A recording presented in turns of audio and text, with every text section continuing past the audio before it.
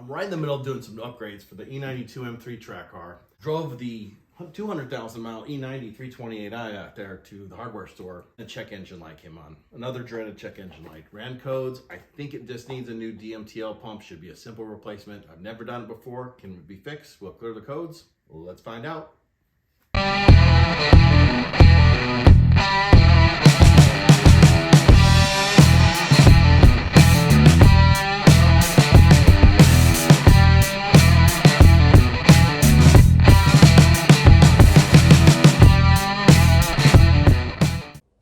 Welcome back to Rob's Garage, where we maintain, repair, and upgrade BMWs, Range Rovers, Ferraris, Chevys, and Japanese motorcycles. Today, I've been working on doing some brake work here on the track car, getting ready for the 2025 Bimmer Challenge season. We'll get some videos about that later, but today we need to fix this E90. My trusted Launch Elite scanner here, Bluetooth capability. You can see here code 2A17 DME DMTL system fault. It could be something other than the pump. Admittedly, there could be a legitimate leak in the system somewhere, but the usual failure is just the pump's gone bad. So what does the pump look like? We're going to try and replace that first. I don't have the equipment to test properly for a leak, so I picked up one of these pumps off Rock Auto. It was like, I don't know, 50 bucks. It's not that expensive. You don't normally want to just throw parts at a problem and see if that solves it, but for the cost and considering this is the general failure, and I don't have another way to detect for a leak without proper equipment, I just picked up one of these pumps. This is from Standard. Dorman makes one. I think the OEM was Bosch. It's really pretty simple though. This connects to the canister with these three, there's like some torque screws on here, and plugs in to the canister there. There's a hose that comes here, and then there's electrical connection right there.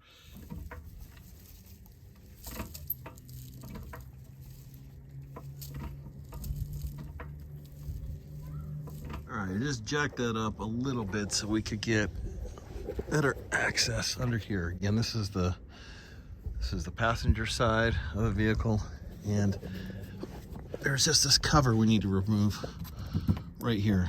It looks to me like it takes, what, 8 mil screws, 1, 2, 3, 4, 5 back here, and a pair of 10 millimeter.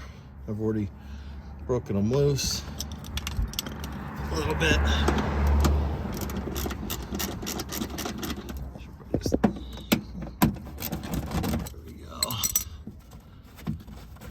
You might be able to do this with the car completely on the ground, all wheels, but I just had a little better clearance here to move it up a little bit.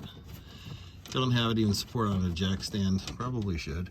I do have it chalked. I might go ahead and remove these little screws and get on with our job here.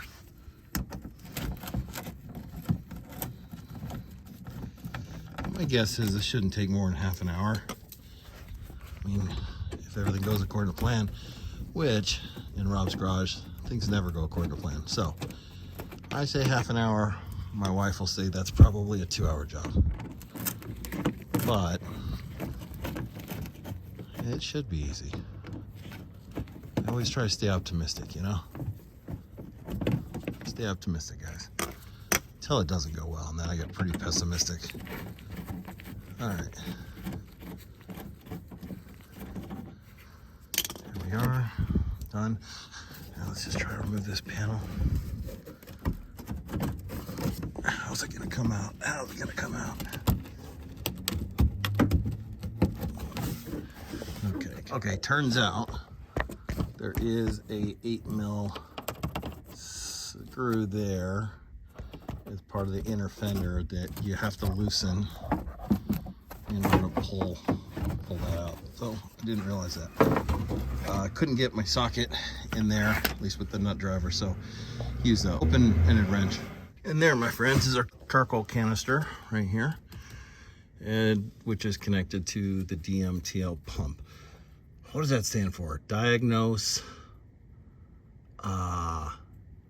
something take linkage. Diagnose diagnosis module tank leakage pump. It's a vapor pump. Detects if fuel vapors are leaking, basically. And because they should be going into this charcoal canister here, and I guess not, quote unquote, polluting the environment. So the way most people are going to take this out is remove these, I think they're 10 mil bolts here, and disconnect these two hoses to get the charcoal canister out. You're also going to have to disconnect this electrical connector up there on the pump. I'm going to try and shortcut it, because you take all that out just to remove the pump from the canister, and I'm just going to try and remove the pump from the canister up here. Okay, I was able to use this short T15 wrench to get up there and remove the 3 screws. Here you go. You can see they look like there. Wasn't too bad. It took me maybe 2 minutes, but I had to use 2 hands. When you remove the electrical connector here, you just squeeze the sides, pull it out. Let's see now if we can remove the pump. You're gonna push to the side a little bit, kind of break the seal where those screws went in, and then pull it out. There we go. Pump is out. Just squeeze it through here. I mean, that hose is in the way. I hate these types of hoses because they're so brittle, especially over time. They have a tendency to break. So I was trying to avoid that and only have to remove the one on the pump. But yeah, it's a little challenging to get to. All right, there we go.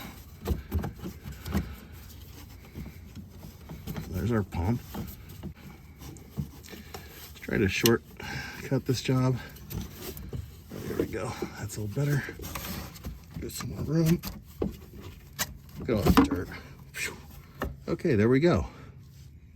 Proven you can remove it without having to remove the canister. Now you'll notice that this original, I assume it's original. So it has this grommet on here, which we need to remove, because that did not come with the new pump. It's on there really tight. I'm gonna try to shoot some penetrant down there and see if it'll come off there. Instead of putting this on the pump first, should probably put this grommet in the canister. Yeah, should put it in the canister. That's why I put some liquid penetrant on the outside of it so I can slide it in the canister. Oh, now we can slide pump into that grommet like that. Okay, let's get the electrical connector back on. Yeah. Pretty simple. Push it on. Didn't hear it snap in place, but it did. Okay. Now all I gotta do is put these 3 screws on. Make sure these screws will go in right. Try and get them going by hand here. It's just going into plastic, so I don't want to ruin it. But